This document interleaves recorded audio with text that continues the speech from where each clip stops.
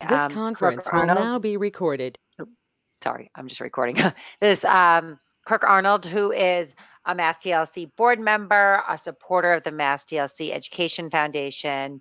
Kirk has been CEO of a number of companies. She has run operations for companies, and she is currently an executive in residence in General Catalyst. So working with a lot of companies as they ramp up and think about all of these things. So Kirk, do you want to take it from here? Oh, and I should say, I know we are using the chat box so everybody can see that, but let's just pretend we're all in the same room.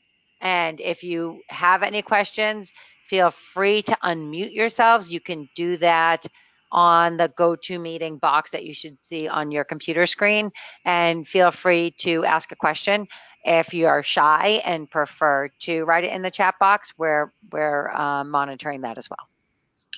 And thank you, Sarah, and don't be shy. So, and we already have some cool questions that are in the box. I will promise I'll get to as we go through the discussion. And if I don't, in particular, Sorcerer Stone, because you asked some great questions, make sure you prompt at the end, pop off. I'm going to pause at the end of every page in the deck and try to solicit if there's specific questions around the material.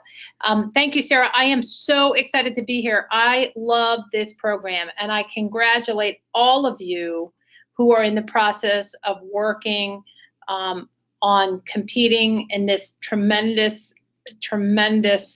opportunity. Not only do I think it's a great way for you to hone your skills as an entrepreneur, it's a great way for you to learn how to operate with a team, which we'll talk about as being critical, and as well meet other teams that are doing really interesting work and learn from them. So I think it's a fantastic, I'm a huge fan of Technovation. As Sarah said, I've been a CEO several times. I'm on several boards. I'll talk about one of those companies at the end of the presentation, a young entrepreneur who I've known for a long time. I'm also a huge proponent of the Mass Technology Leadership Council, and importantly for this presentation, I teach 2 courses at MIT Sloan School. I teach sales and sales management for entrepreneurs, because in the end, it's all about revenue. We can talk about that.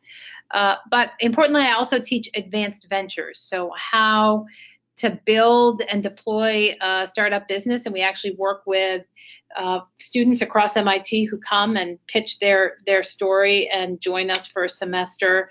We select 6 business plans, and we work with them to get them ready to launch through the course of the semester. So I'm really passionate about this subject, and particularly to this great audience. So without further ado, the presentation I'm going to share with you today centers on material that we've developed at MIT.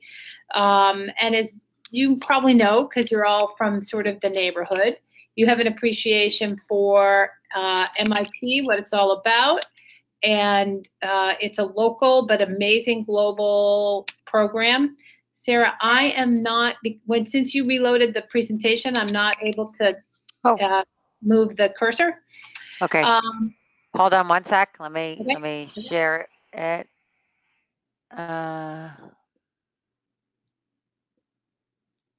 Okay. Try now. Okay. Trying now. Yep, there we go. Okay, and loads of companies have been launched either while students were at MIT or very quickly after they graduated. So we've got a proud legacy of entrepreneurial spirit. I personally first encountered startups and entrepreneurship as a young, I think, 3rd grader. And one of the companies on this chart, you see IDG on the bottom left, was founded by a graduate of MIT, and the 3rd employee he hired was my dad. So I was raised on the excitement of being an entrepreneur when it wasn't cool. Now today, it's something that many of us aspire to be, myself included. I had the chance to start a company and to grow it. But at the time, all I knew was that instead of getting a Barbie doll that year, I got stock options.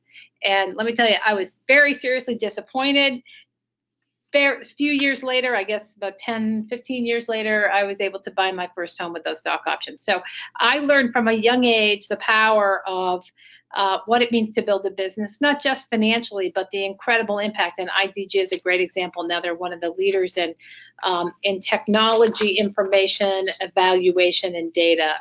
They do some great publications. So there's lots of great companies. We're going to have examples of companies throughout the presentation that have been tremendously successful, some MIT associated and some not. So that's the foundation around which many of us have worked together to build. Sarah, I'm having some trouble again doing the pitch. I can't move it again. All right. I don't know what's going on here. Hold on 1 second.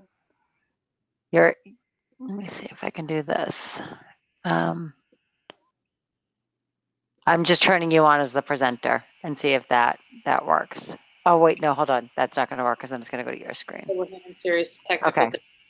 Here we go. Sorry. Here we go. I turned everything off back on again, so it should work. Okay. Kirk Arnold has controls. That's what it's. All right, let's try it. Bummer. It's listing you as controlled. I don't know why that's happening. And I see your mouse moving a little. No, that's fine. All right, you know what? Let me do it. I'll just do it. I don't know why it's doing that, but I'll do it. So let's figure out sort of baseline. What is an entrepreneur? And all of you on the phone, I gather, have some desire to be an entrepreneur. And when you're finished with the program, you will hopefully look back on that journey and feel like an entrepreneur because you'll be one. And fundamentally, the energy and excitement of being an entrepreneur is to be someone who can do something that's new, innovative, unproven, and enjoy the process. So one of the most important takeaways I want you to have after we get done with this, because there's a lot of work involved in a business plan. And by the way, one of the questions that was presented was, are business plans important?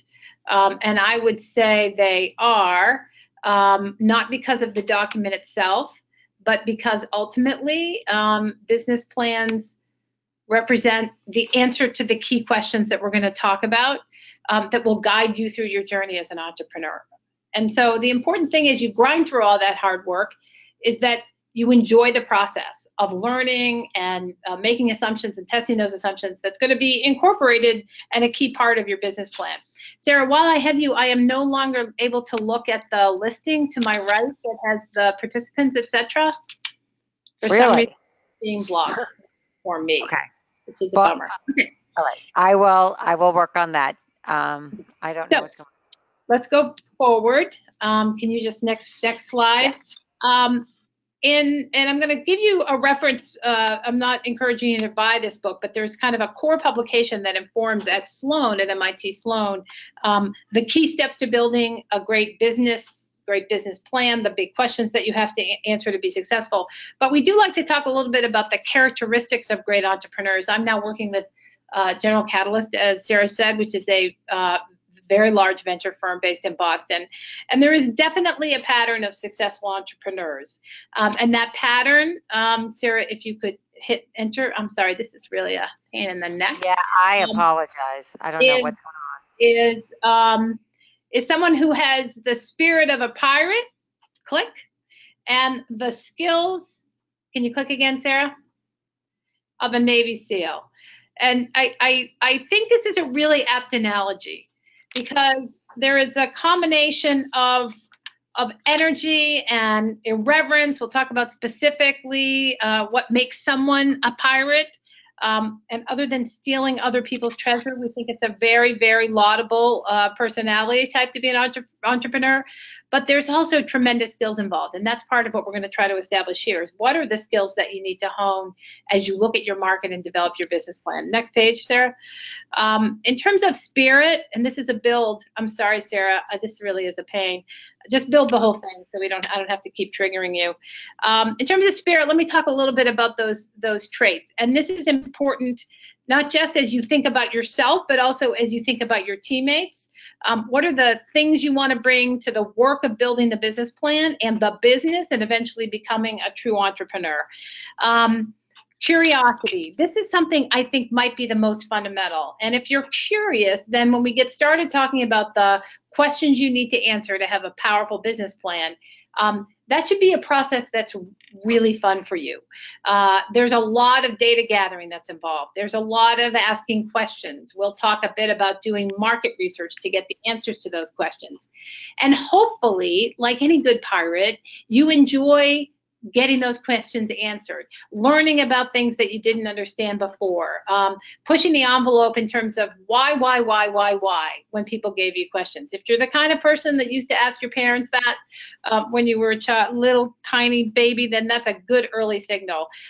People who are curious and find that they want to know more about facts when they are presented to them and challenge the facts that they see is a really strong entrepreneurial predictor. Obviously, you're going to get very creative as you develop the solutions to the problems you're going to solve in your Technovation business plan. Can-do attitude will be critical. We can do this, and you can, because there will be long days and long nights as you prepare for your presentations and complete your plans. I like this one too, irreverence. Irreverence is, it can be taken as kind of a negative, and it's kind of complicated, but we really think irreverence is important. It means that you kind of aren't intimidated by traditional assumptions. That just because someone says to you, this is the way we've always done it, whether that's a rule in school that you think isn't fair or isn't appropriate, or a competitor who says you'll never be able to do what we do because we've been doing it for 25 years and we know more than you do, that you bring to that question a little bit of kind of disrespect for the conventional wisdom, right? So we want you to be respectful in the way you approach your teammates and the program, but clearly you got to be comfortable challenging long-held assumptions. And you want to show that in your story. What were the long-held assumptions about the problem that caused no one to solve it until we decided to take it on? You'll see flexibility being very important. Someone early on asked a question about why would I build a business plan if it's just going to change? And you will see change. But I think the most effective way to learn from that change is to establish a set of assumptions and test those assumptions. We'll talk specifically about the key assumptions that you want to document in your business plan. But as you gather data and you talk to potential customers, you have to be flexible enough to give up some assumptions you made at the beginning, evolve them, and change them. Entrepreneurs call that decision to evolve and adjust their assumptions a pivot. You'll hear entrepreneurs talk about pivots a lot. Hopefully those changes, those pivots are based on data and learnings, and you're flexible enough to embrace them and move forward on your plan. Perseverance will be important. You will get discouraged. You will get discouraged when you try to build the app. If you haven't already, you will get discouraged when you learn that the customers don't really need something you really thought they needed as a feature, and you have to be very resilient. You have to push through it. You will fail many times, and if you don't fail many times through your journey, it may be that you're not pushing enough on the conventional wisdom, that you're not being irreverent enough and pushing hard enough. But the last one is interesting, and that's much of what we're going to talk about for a few minutes going forward, and that's discipline. We think of entrepreneurs as being rogue and sort of creative and pushing the envelope, but the best entrepreneurs also bring a discipline and a commitment to get the work done, to do it in a timely way, and to do it with data, not just broad assumptions. Sarah, can we go to the next page? So those are some of the characteristics you should test yourself on and understand, is this who I am? Is this who I want to be? Are my teammates bringing some of that energy too? But there's also a skills dimension. Remember I said the spirit of a pirate, the skills of a Navy SEAL. And we think these skills are actually pretty straightforward. They are as learnable as algebra and, spelling and all the things you've already mastered in your school journey. And they seem very basic, but they require lots and lots of practice. The book that you see here is actually a book that was authored by a friend of mine, someone who's involved in the entrepreneurship program at MIT, Bill Aulette. And we use these 24 steps that are very straightforward and very clear as a way to guide entrepreneurs through their journey of building their business plan. Okay, so the questions we're going to answer, whether you put them in a PowerPoint deck or a business plan outline, and we'll at the very end touch base on your business plan outline and at least the set of questions that were part of last year's. I don't know if they've given you all this year's business plan outline. Have they, Sarah? It depends upon how far people are. So Yeah, everything's laid you out. may not have It seen just it depends yet, what but where they are.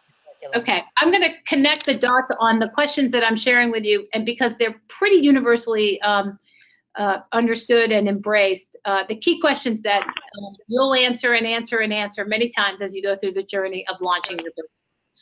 Next page, Sarah. So these 24 steps kind of break down in some key categories, and we're not going to go through all 24 of them.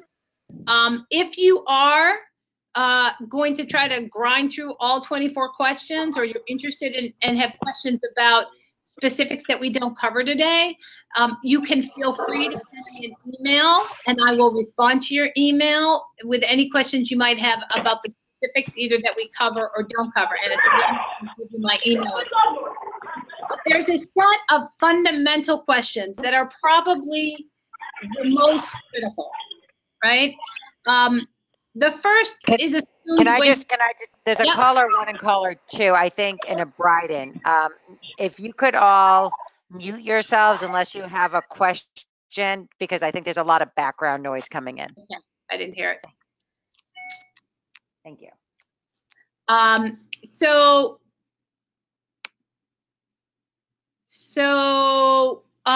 there's some core fundamentals, the things that most venture folks, most advisors, most any experienced entrepreneur is going to want to be sure that they have mastery on. First is the problem that you're going to solve in your communities, and that obviously we'll touch base a little bit on the market research, but you start with the problem. What is the issue? And then try to figure out who is the customer. And that's where this journey begins. So most entrepreneurs bring an idea. I want to transform the energy industry. I want to fix a problem in my community, my town. I want to help local farmers. Some problem that you've identified that you believe exists. In the business world, it's viewed as an opportunity. There's something missing. There's I want to build a ship that can double in size the cargo it can carry. So the key is to identify the problem and then figure out who your customer is before you do development on the solution. So before you build that app, it is key. The single thing I want you to remember is the customer is the centerpiece of your business plan. And the customer, getting to know them, understand them, make sure they think they have the problem that you've articulated and would value the solution, if at all. That question is the most fundamental question that venture folks and investors in startups want to know, and it is often the one that teams miss. Sure, they know who their customer is, and we're going to give you some case studies on customers as we go through this. But oftentimes they spend 90% of their time on the solution, on the cool product. The most dangerous place in a business plan or in a business as you do your startup is that you fall in love with your product and spend all of your energy on the app and don't tie it down and make sure that it is targeted at a customer who has a problem that you've identified and can solve with it. And so my focus will be on centering us on that customer and understanding that customer and documenting that in the business plan. Also important, and as I said, we're going to really focus on the key questions that you see on this chart that have to do with customers and how you can help them. We're also going to touch base a little bit on how to approach some of these questions. I strongly suggest that you think about, as you build your business plan and as you build your product, taking it in small chunks, laying down some key assumptions, and then testing them. as opposed to sitting down and writing the answers to all of the questions or building the entire app out and not stepping back and asking your teammates and your customers to validate what it is that we're trying to do and are we on the right track. So we'll touch base on that. At MIT, we call that primary market research, and we want you constantly reaching out to folks who might be potential customers to ask them the question, are we thinking about this as a team the right way? Would this be helpful? And you'll be amazed that you will be able to find potential customers who are excited and willing to talk to you. The more you do that, the better your business plan is going to be, the more data you're going to have, and frankly, the more compelling your solution will be. Okay, so next page, we're going to break it down a little further and talk a little bit about how you get at that. So let's start with the problem, right? And I think this is true of most business plan outlines, but it's pretty straightforward that you're going to have to figure out what the problem is you're trying to solve. What do you care about? I'll talk at the end about an entrepreneur that I'm working with right now who's worried about the environment, is doing some really compelling stuff and just raised $2 million, and she's a rock star. I met her at MIT, and she started with nothing in terms of just an idea, and now has a business. And she was focused on issues having to do with solar power and the environment. Where the problem occurs, it might be in your town, it might be in your state, it might be in our country, it might be globally. We identify a problem. That's important because it's going to sort of inform a lot about scale and how big we have to get to solve it. But this is the piece that we often miss, are these last three questions. Why is this problem worth solving? First, is it going to have impact on the problem, impact on the world? Second, do customers care? Right? If you're helping a farmer, does the farmer really want the help? If you're helping a school that's trying to improve attendance rates, does the school really embrace having an outsider come to help? And I think that question, making sure that you're not the only one trying to solve the problem, is incredibly important. That it can have impact and that people care about that impact. Why is it important to tackle it today? Sense of urgency. Why now is a key question as we do our market research. I'll talk a bit about that. And what are you going to measure? How will you know if you solved it? We're going to talk a lot in this discussion about metrics and data. And there's no substitute for doing your research and getting your data. It's going to help you in that presentation you do. It's going to get you to nationals because you have mastery of the problem and the solution and the clear metrics of success where you are today. The more data you can bring to the conversation, the more excited people are. They're going to want to jump on board because you really understand what you're talking about, as opposed to generalizations and sort of high-level observations and assertions. So I'm going to stop there for us, take a breath, and see if there's any questions. Did you have any luck, Sarah, figuring out why I'm not getting that whole little thing here? I put it back onto you. Do you want to try it one more time? I took it off of you and put it back onto you. No, I mean the question.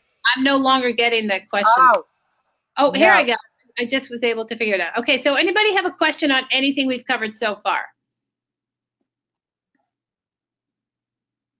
I see whoever Sorcerer Stone is likes Bill Let's Book. That's really good. I see the question. We'll talk about personas. We'll talk a little bit as we get through it. Okay, this is a good question that we're getting, and I do want to answer it. What if you see the problem where others fail to stop the problem? So this is a very typical situation, and I'll use a more of a market-based example. It is not unusual, and in the class that I teach on advanced ventures, we just spent like 2 hours on this with a bunch of very experienced, graduate students. Because oftentimes you might be able to come up with a product that helps a company save money. And you go to them and you say, or maybe you come up with a product that helps a homeowner save money. Maybe it's, we can give you solar power for a very low cost with this new thing that we have. this new app which lets you tap into your utility, a new way to tap into your utility and order cheaper energy through solar. I actually think that was a business plan that we had a couple of years ago. And you go to the homeowner with your cool idea, and they're like, "Well, we don't want solar. We don't want solar. It's complicated. Our energy bill is fine. We don't want to do it." And very similarly, in a business, you'll have customers who say, "No, I don't want to take on the complexity of that project. I'm doing fine. It's all okay." And what I like to say that's really, I think, puts it into simple terms is your biggest competitor is not somebody else who's got your solution or product. It is doing nothing. Your biggest competitor is doing nothing. And it is hard to convince a family or a company that's doing fine to try something that they don't think they need. So there's several ways to think about it, but the most important way to think about it is let's make sure that we can map our solution that we're solving to a customer need. Now, maybe we have to inform them of the need. Maybe we have to teach them through marketing and through sales and go to market why it's an important need. But if you can't convince them, for instance, when we go out to do research and you talk to your prospective customers, that this is something that resonates with me, and now that I think about it, maybe this would be cool because I've expressed this to you, my solution, in ways that are compelling, then you're not going to get very far with your solution. So somehow you got to make the connection, and you've got to bring enough data and facts and excitement to the way you express that to your customers so that they get inspired to take action, because it's a very complicated thing when people are just stuck in the existing world. And it takes a lot of talent go to market, but it's a lot easier if what you're doing is something they either value or can be convinced to value pretty quickly. I hope that helps. So anybody else have questions that wants to jump off mute? Don't be shy. Be brave. Part of being an entrepreneur, and I promise you there's no dumb questions. I promise you there are not. So don't be shy. We'll keep going, but type it in or jump on and unmute yourself. All right, let me see if this part works, Sarah. Let's see if we got this going.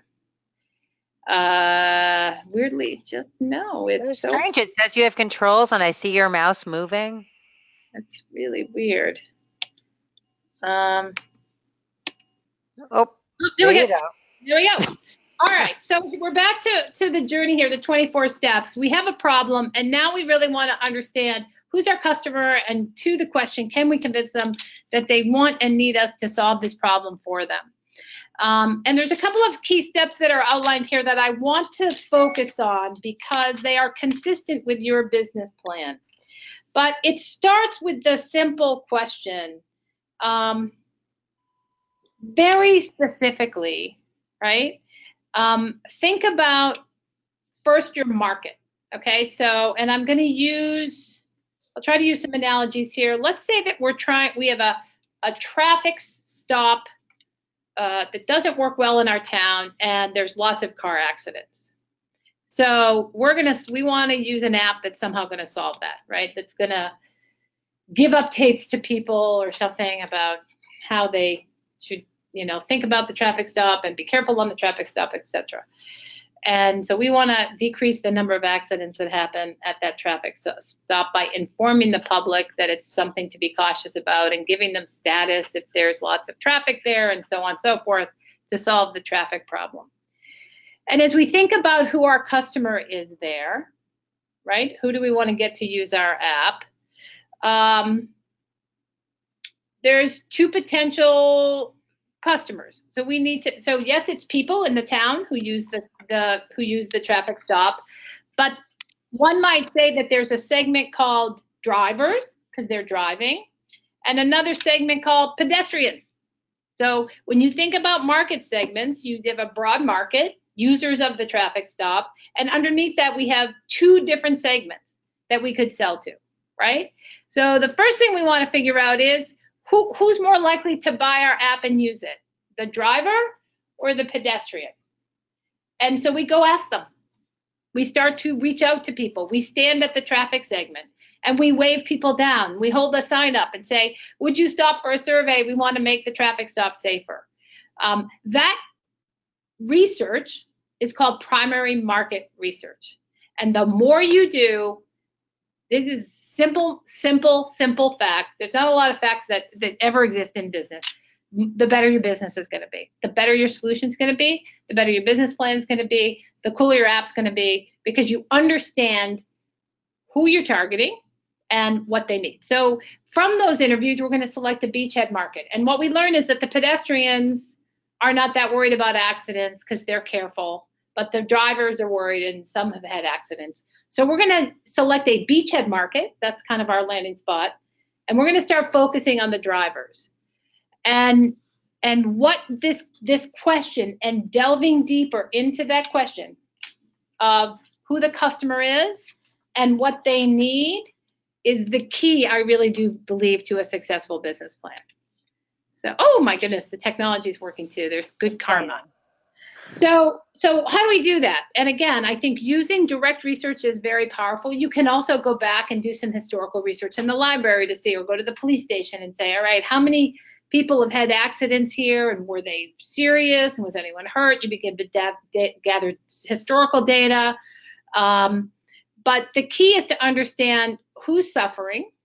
And when you interview the drivers, we've decided to pick the drivers.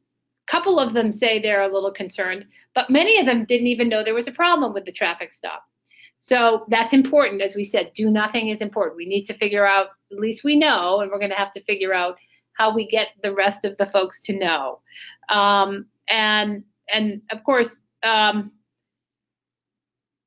do we know they have the problem, right? We need to be able to answer that question, and figure out, since we know, how do we collect the data so we can validate that belief.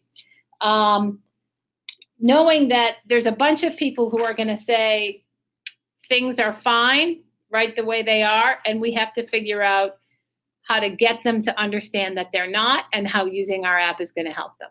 Okay, so it seems complicated. It is not. The complicated part is making sure that you challenge your assumptions, and you don't just assume that because we know they have this problem, because maybe our mother is a policeman, police lady, police woman, that everybody else knows they have the problem. I think that's a real trap for entrepreneurs, across the board, by the way. We might know it because we have a particular view that's informed by a network or a data that we saw, but what we can't assume that everyone else knows it. So we got to get the data to validate both that they have the problem and that we can design a solution that's very targeted at how they view this problem. I think many people say, why do we start here? Why don't we just, get the problem, do the solution, and then we can ask customers for feedback? And I think it's a really good question, right? Because people want to make things, and they want to get their technology started, and then they'll go find a market that wants to buy it. And let me just give you a couple of quick examples of why we start with customers as we explore the problem we're trying to solve. Many of you may not recognize this. This is a picture of a product called a Segway. You're probably too young to remember it, which is, by the way, just as well, because it was not a very successful business. In the 90s, there was an innovator who developed this technology. It's a balancing ride. So as you'll notice, I don't know if I'm going to try to go back and see if I can show you. There's only two wheels, and you have to balance. You hold onto the bars. And someone thought this was a cool idea and hugely innovative. Huge hype when they built the prototype for this thing. People said, oh my God, they're going to rebuild cities around this because they're less, they're easier to get around. They're smaller than bikes, and they've got more heft, and they have motors, so you can go fast, and people won't use their cars anymore. I mean, it was crazy. They raised $90 million, and just massive. The first they did, by the first week that they announced them, they had sold 10,000 units. They were $5,000 a piece, which is a pretty expensive gizmo. And all of a sudden, all this 100 million, they kept refining the development. Momentum slowed down, and by 2003, they'd sold 6,000. 2008, they'd sold 30,000. If you do the math on 30,000 times, $5,000 a piece, that's a fraction of the amount of money they had raised, and that's sort of 7 years later, right? So this is not a great story. They ended up selling the company, and an interesting and very sad side note, the founder sold it to an executive. 2 weeks later, the executive actually drove the Segway off a cliff and died. So very sad story, because they were kind of dangerous, by the way. They were hard to balance. And more importantly, they were solving a problem that no one had, right? People didn't like the idea of being on a motorized balance vehicle. Many of them were good with bikes. And as you've seen in the cities, rather than having this crazy vehicle, the bike sort of rental market has exploded. So anybody can come into Boston and borrow or rent a bike from any number of companies. So this was a classic story, the Segway, of a problem, congested highways, and we needed an easy way to zip around. No market research, cool product, bad business, right? Because they didn't start with the customer and what the person on that vehicle wanted and needed in order to change their driving habits, right? Or their walking habits or their biking habits. So it's a cautionary tale. In contrast, here's a totally different story. And this is a really kind of boring product, right? The company's called Brooklyn, and they're really very successful. They were, and the backstory here, they're still successful. They're very much in business. I'll tell you a little bit about the numbers. And the product is a very luxurious high-end sheet. I mean, what could be less innovative than that? But available at a very reasonable price point. And the story is, in 2012, their husband and wife, actually, they stayed at a very fancy hotel. I think it was their honeymoon, and they had these amazing sheets and really comfortable super sheets. You guys don't appreciate these yet, but your mother or father probably do. And really comfortable to sleep in. And they asked the hotel what the sheets were. They called the company when they get home. They were going to buy the sheets, young couple. The sheets were $800 a set. And the husband and wife were like, this is crazy. There must be a way to get access to really good sheets for less money. They did a full year of market research. They spoke to over 500 people at the box stores, but they also so they went to the, big linens and things, and they stopped people on their way out to find out what they wanted. At the same time, they did research on the product and the supplier to understand what the product is. And one of the things they learned in the sheet business is that sheets are marked up 10 times cost. So what that means is you spend $100 to make a sheet, which is probably more than you spend, even a really, really nice one with high thread count. They're selling that sheet for $1,000 a set. So that's ridiculous kind of margins. And so what they realized was they could solve that problem. They could find a way not to have a distribution model, in their case, online, direct to consumer, no retail stores in the middle, fixed the whole value chain, and made it available for a fraction of the cost at really high quality. And you can see these numbers. I'll give you the updated numbers. And they spent a year talking to customers and learning about the business. Raised a tiny bit of money, have never really raised venture money. This year, they'll do $100 million in revenue. 2018, they've just closed. 50,000 customers, and they are killing it with sheets, guys, right? Sheets. So there's no particular fit. They're good, super good sheets, but they solved a problem people cared about. They understood what people wanted, both in terms of the product and the buying patterns. And those, I think these are, you get this super hyper innovative, cool product that sells nothing because it doesn't solve a customer problem. And you have this very simple product that, once understood, has been an explosive startup. And this is why we start with customers. So I think that's very illustrative. And so we believe at MIT, I would say, I speak for my colleagues, the single necessary and sufficient condition for a successful business is, who is your customer? So spend your time, we'll talk about it at the end, in your business plan, showing how much you know about that customer, doing the research and the work, and it's super fun. And if you tell them you're a young woman working on a business for a technology innovation contest, there are very few people who will not spend time talking to you about that. So I strongly encourage you to do that research. One of the other things to think about, in addition to you can see, is this concept of an end user or persona. Get to know the person that you're trying to help really well. And sometimes it's good to ask them questions that you don't really think about. Like not just, you know, do you want to solve the traffic problem? Are you concerned about going through this intersection as a driver? Ask them questions about where they're going and what, because you may learn something about their patterns and their needs. Where are you coming from? Do you come every day? Are you picking your kids up at school? Are you going to the grocery store? Are you using your phone? As you get to know, build a persona of that prototypical customer, which really helps you think about how can we make this an amazing product? And by the way, how can we help these folks understand that what we are solving for something that really matters? For instance, if they have their kids in the car because they're coming from school, when you go out to convince them to use your app, maybe what you tell them is, I know you don't think you need the app, but if you're driving your kids, you really want to be extra careful about having an accident, right?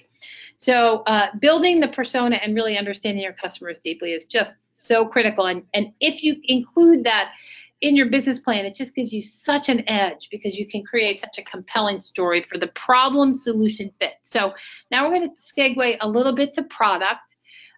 It's key that the problem, I think I've banged on this a lot, Matt, the problem is addressed by the solution as the customer defines it. What can we do for that customer to build a solution that really matches what they need and what they care about and what they value, right? So solving a compelling problem with a great product. And you'll hear this also in venture companies, they talk about product market fit, and that's what this is all about. Let me skip over this. I want to give you some specific examples. So we talked about that customer persona. And on this chart, you can see a picture of an ad that ran, I don't know, 5 or 6 years ago. I think it was a really good example of product persona. If you guys can see it on the screen, on the left is a guy in a suit, very formal person. And in this particular ad, he was being depicted as the IBM person. IBM is a technology company you may know is pretty big businessy and corporate-y and is viewed as kind of a traditional provider of big, heavy technology. On the right is the cool dude who buys the Apple products. And they were having a conversation. And I think that picture really captures the essence. By the way, IBM's very successful selling to corporate customers who need big industrial strength technology. Apple is obviously very successful at selling to those of us who want to use our technologies in a cool way and use it as a lifestyle accelerator. So whoever that customer persona is for you, we want to match that to the value prop, what we've decided we're going to do to help that customer, right? We've got a problem, we've got a solution, and it is targeted to that customer, but also understand how that helps against the competition. So if we're proposing something and there's already people doing what we're doing and we need to compete with them, and that is a specific question in the business plan, how does our value prop better serve that customer persona? Because we understand that customer way better than the competitors. What is it about what our solution does that not only matches that customer persona, but also makes us better than our competitors?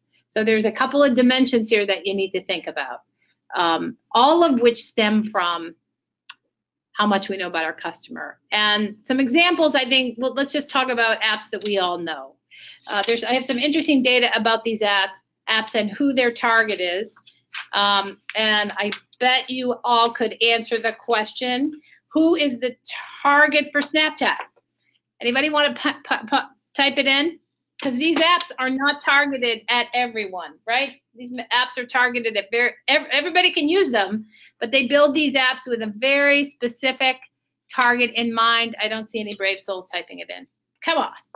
All right. I know you know this, so I will tell you that Snapchat is after the younger demographic. So they're of the They have 50 million users, or 23% of their total market, which is the largest concentration of market, between the ages of 13 and 24.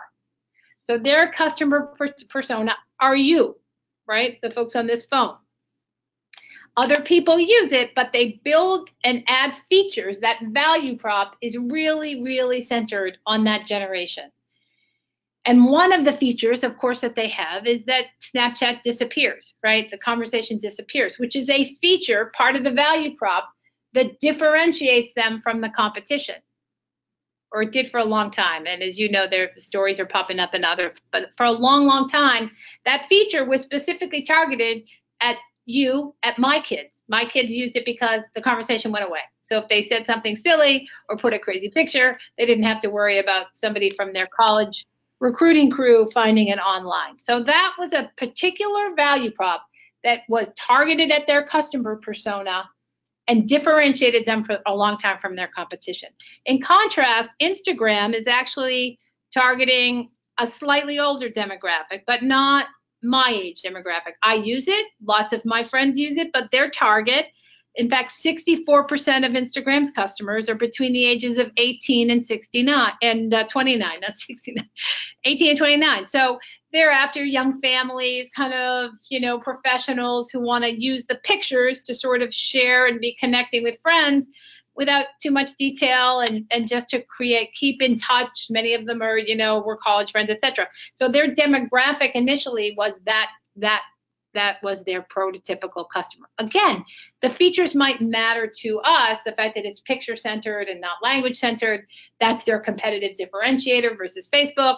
But the real focus of the persona was there, and they beat Facebook completely in that demographic. All those young people who had been on Facebook, a slight generation ahead of you, migrated to Instagram, and they're still there. So that target persona is that age group.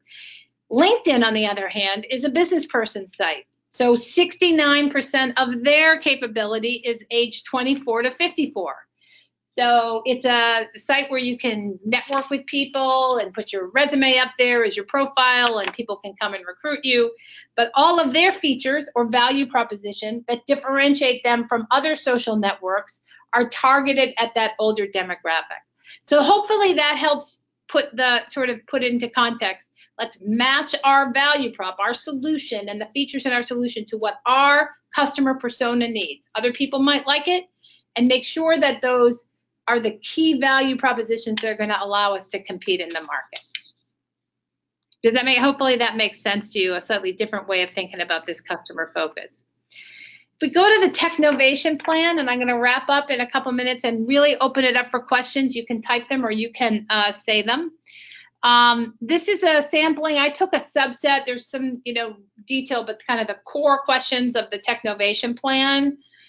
And I've highlighted some of them that relate to the specifics that we've talked about. This idea of what problem are you solving, who is your customer, know them well, understand your market, and the like. So the company's mission statement, many of you may or may not know, mission statement is generally, why does the company exist? And that answers the question. And I think the most powerful way to answer that question is, what value are you creating? What problem are you solving? What's your sort of reason for being? And so that goes to this idea that we help customers do fill in the blanks, or we help pedestrians or drivers protect themselves from the traffic accidents, or we help people in rural areas get access to solar power. Kind of that's the mission statement, and it's hopefully got some aspiration to it. So we've talked about that in terms of the reason for being centered on what value you're bringing to your customers. I do highlight the important people in your business and the roles they play, because we'll talk in a second, but teams are, we think, so key. It is the predictor. So the folks on the call and your colleagues who are on your team, make sure you spend lots of time featuring why each of you are there, what your roles are, and how you're going to create an amazing value for your customers. We talked about the specific benefits to the customer, how your products have advantage over the competition. And let me tell you, if you put that into context, what do we do in our solution that serve our target customer better than our competitor? We don't have to beat them everywhere. We just have to be better than them for the target that we are going after. So put those features in the context of what customer you have and why you're better for that customer than the competition. Who are the competitors? We talked about sketch of your customers, more data is better, and the question on how will you reach your customers and what are you going to say to them when you do, right? So those are your marketing plans, but all about the customer. And I know we've talked about it already. Problem, then solution. Know your customer before you develop the app, and test and validate. Use primary market research. One thing I would suggest is, as you build your app out and you put the assumptions in your business plan, don't be afraid to go back to some of those customers you interviewed at the outset and check and see if you're on the right track. So ultimately, one of the big messages here is the idea is in many ways, and in fact, someone asked of the questions, why do a business plan? Because your business will change. Really, what will change is your solution, right? The market's not going to change. The market is what it is. Your understanding of that market and ability to develop a solution to execute against the needs of that market isn't going to change. Your team's not going to change. The idea will change a lot as you learn more about the customers. In some weird ways, that's the least of the focus. It's how well does that idea bring to life a solution for customers. But ultimately, the team, I wanted to just feature, there's so many wonderful role models for you all as you think about being women entrepreneurs. I have a picture of Steph. Steph Spears I happen to be on her advisory board. She went to MIT. She started a company called Solstice. Solstice builds platforms to allow renters to get access to solar power through a market platform. So they connect solar farms to people who rent apartments, and it's a market platform. It's the coolest thing. When she started at MIT, she had an idea and a PowerPoint. Last month, she raised $2 million, her first round, and she's going like gangbusters. And she was just like you all. But she was smart, she was aggressive, but it is all about focus, and she's changed her business plan many times to pivot to a solution that her customer needed. So this is one simple example of the many role models you have, and you all, we are expecting, are going to do even better things. Okay, so we covered a lot. What questions do you have for me? Kirk, there's one there. Can you see it in the chat box? I see. How do we Grace? Good for you, Grace, by the way. Fearless, you get the spirit of a pirate. How do we differentiate between the mission of our company and our app? Since our company was basically created out of the app, how can we highlight the difference? This is a great question. So let's say our mission is to bring solar power everywhere. That's our company's mission. And this is our first product, and it ties to that mission, right? So it may be as simple as your company's mission. The mission should be put in terms of the problem that you're solving, the value you're creating, right? And it should be long and enduring. And the product is your first step on that journey, right? So again, to use the example, our company's mission is to, bring solar power to every citizen. And our app is a connective app that lets lets people in our community keep track of where the available solar power resources are, right? Maybe it's as simple as that. It's a step along the journey, providing information about where you can buy solar power for your house or where you can buy appliances that are solar powered. So it doesn't have to be the whole thing. Your company should have the broader mission. Your product is a step along the way. Hopefully that helps, Grace. We got a couple more minutes for another one. Jane, like it. Very proud of you guys. How do you distinguish there is no needs versus customers haven't seen or thought of it before? So Steve does have an interesting, people don't know what they need until they see it. There is something to that, but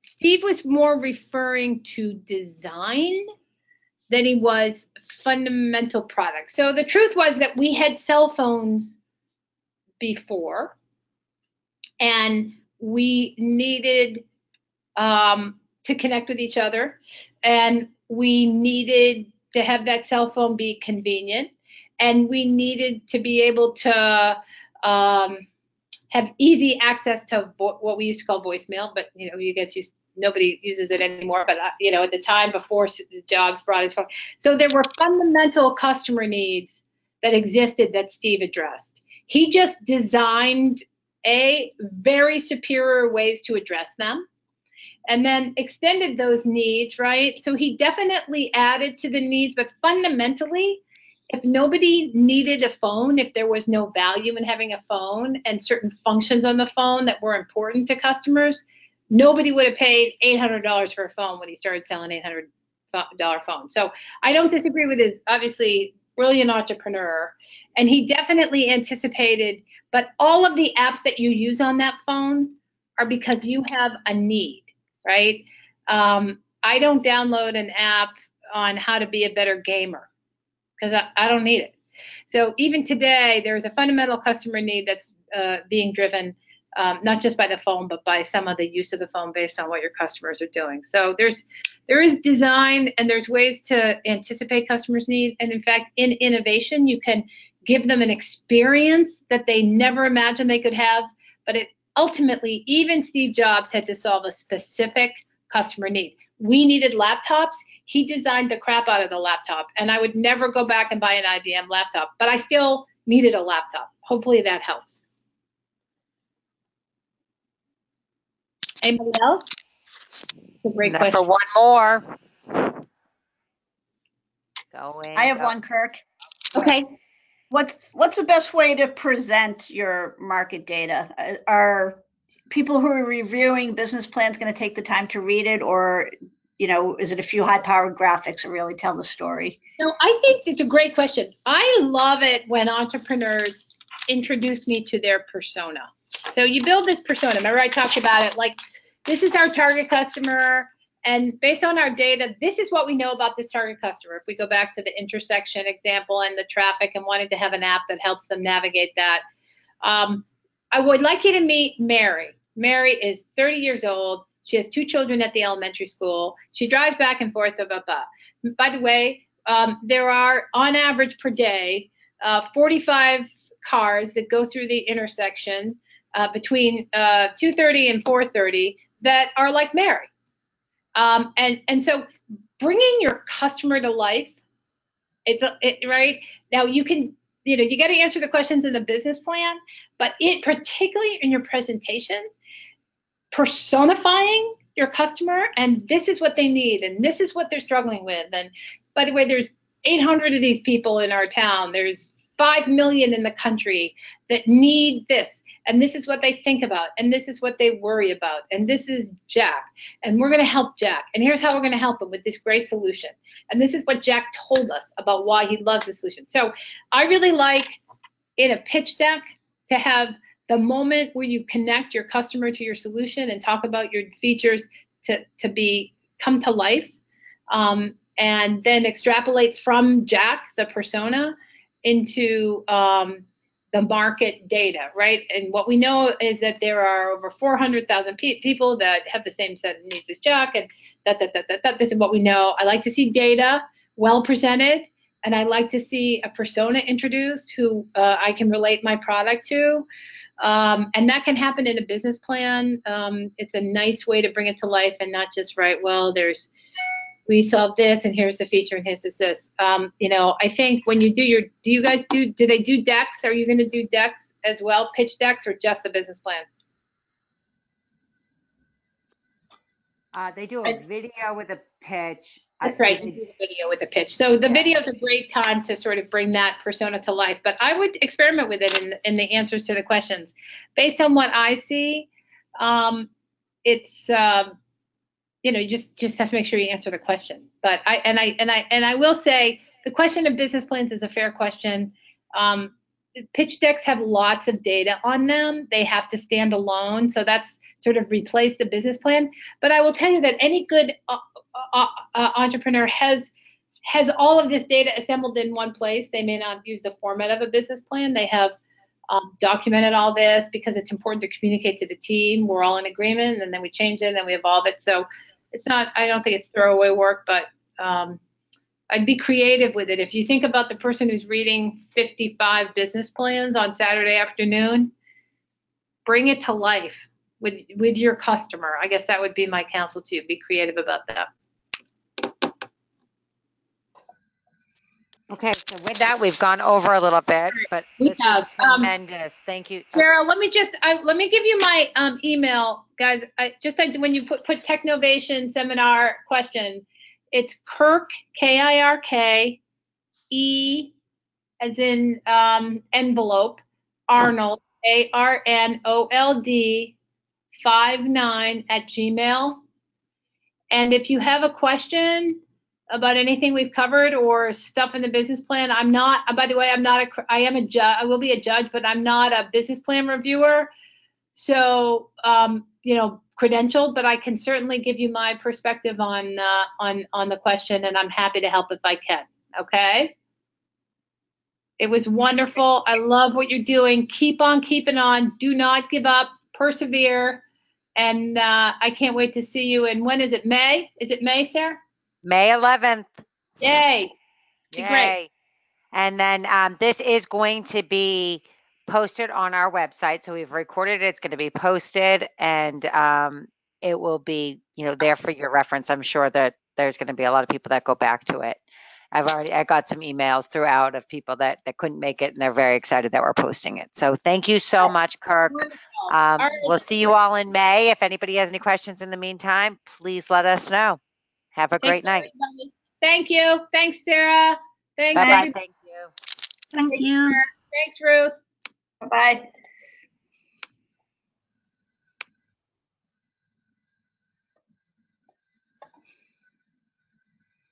This conference